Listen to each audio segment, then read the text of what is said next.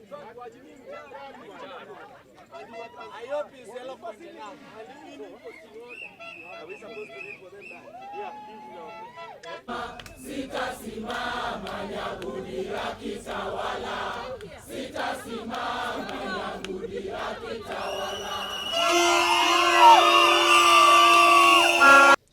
We stand before you today not as ghosts, not as criminals, but as dedicated healthcare workers who heeded the call to serve our community.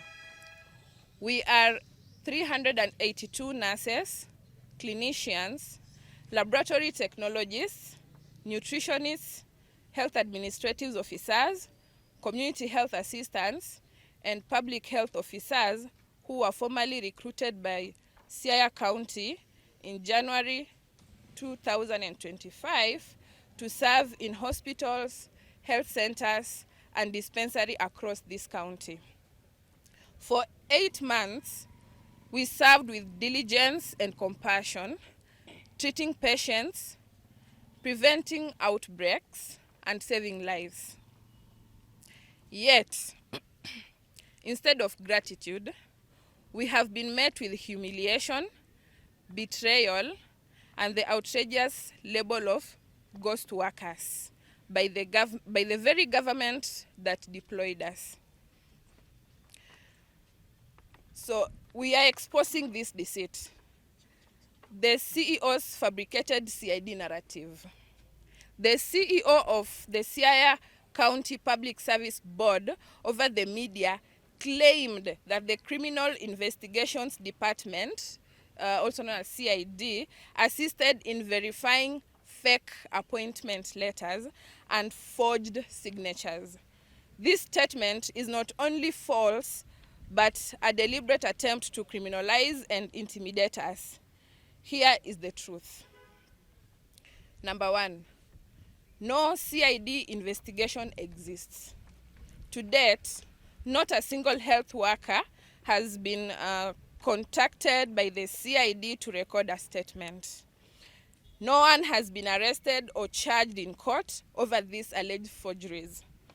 The county police commander has issued no public report confirming such an investigation.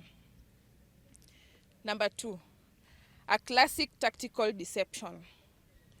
Invoking the CID is a well-worn tactic used by corrupt officials to frighten victims into silence. Today we are airing out our demand for the county government of Siaya, and these are our demands. We hereby demand for the following without delay. 1, a public apology from a governor of Siaya for the humiliation and defamation suffered by 382 healthcare workers. 2, immediate payment of 8 months salary arrears on to each of the 382 workers. Number 3, unconditional reinstatement of all 382 workers, not to settle a few or other original positions. A full, transparent audit and accountability report on the ghost workers scandal to be tabled before the county assembly and made public. We call upon the Siaya County Assembly, exercise your oversight authority, investigate this abuse of power and hold executive accountable. Wacha nianze kusema pole kwa vijana wetu wa Siaya, kwa vile hii Siaya ni Siaya yetu, na wazee wataenda, vijana watabaki. Amen. Sasa kama kuna vitu zingine zinafanyikana mbaya, mpaka tuseme. Mimi ni area MCA wa town, ndio sababu niko hapa. Sijakuja kwa niaba ya executive, nimekuja kama area MCA ambayo hizi vitu vote inafanyika ziko kwa area yangu. Ya muhimu ni kwamba sasa hivi mmeleta petition assembly. Na mpaka nisema asante kwa vile hiyo ndio vile sheria inasema. Nataka niambie vijana wetu, mpaka tujue mahali ukweli mpaka tujue. Mpaka tuseme ukweli. Na hata nyinyi mpaka tuambie ukweli. Kwa vile kama utanyamaza na ukweli, hakuna mahali tutaenda. Facilities. So we took an initiative to find out exactly who these people were, because in as far as we were concerned, we were not aware of people who were working in facilities and had not been paid for that long period of time. So we took the initiative to find out by way of authentication and verification of the documents which were in possession, which these people were in possession of. So in that regard, we requested these officers or these individuals to present several documents in their possession for purposes of checking within our systems on how these particular documents could have gotten into their hands. So on 18th and 19th of August 2025,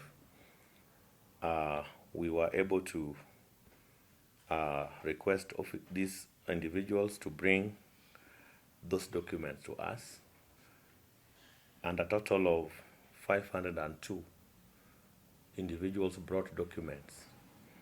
And the documents they brought included appointment letters, offer of appointment letters, deployment letters, and arrival letters, which we collected and subjected to a verification exercise.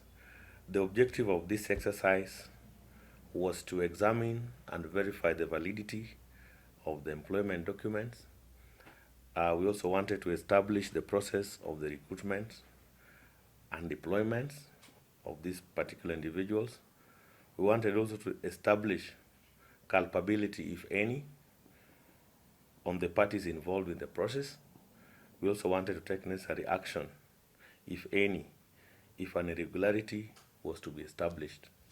So to this end, we developed a methodology, and we developed a data capture template of the names, ID numbers, and designations of these officers, including when they were interviewed.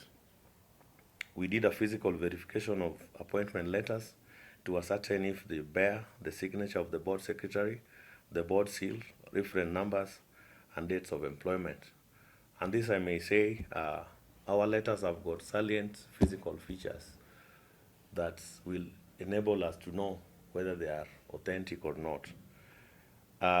We also undertook verification of names against the list of applicants as contained in our database. Again, shortlisted candidates. Again, we wanted to check these names against the interviewees list, because when you come for an interview, there must be an attendance, and at the same time, there must be a score that you got out of this interview. And then we also have our list of successful candidates. So you must also have been part of the people who are considered successful. And then we also wanted to verify the authenticity of the board secretary's signature, because some people are good at doing other people's signatures.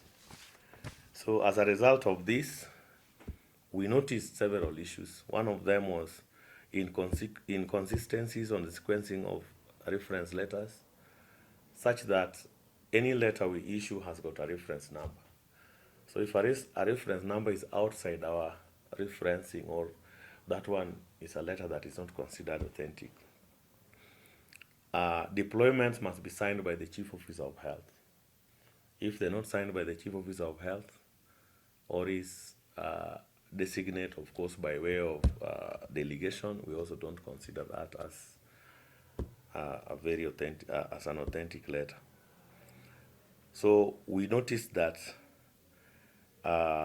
during this process, we also had cases whereby there's somebody with a deployment letter that is dated earlier than the appointment letter.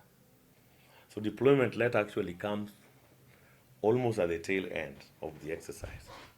So you cannot purport that you are deployed in December, but again appointed in January.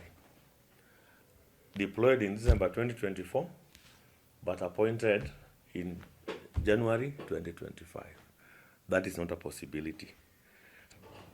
So when we're doing the validation, out of the 502 who came, we noticed that